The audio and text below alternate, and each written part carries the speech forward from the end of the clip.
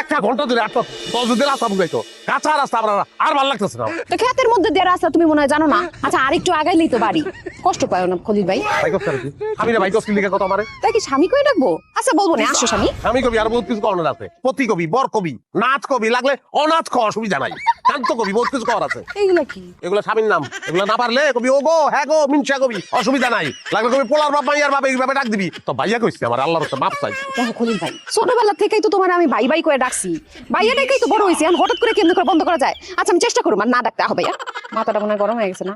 ব্যাগে পানি আছে, পানি দিব? পানি খাইবা ভাইয়া? বিষ দে, বিষ খাবো বিষ। ও মা, বিষ খাইবা কে? শালির বিয়া খাইতে যাইতেছো, পোলা মাংস খাইবা, বিষ খাইলে তুমি মরে যাবে না। বিষ খাইলেও মরতাম না আমি, বিষ তো খাইয়া বই রইছি। তোর বিয়া করছি না, তোর মতন বিষের যন্ত্রণা আমি সহ্য করতেছি। মাইলের পর মাইলে আটতাছি।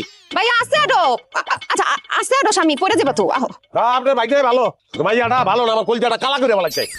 কলটা কালা করে লাইছে, এটা কি ধরনের কথা? আব্বা জানো না, এই খলিল ভাই সারাক্ষণ আমার সাথে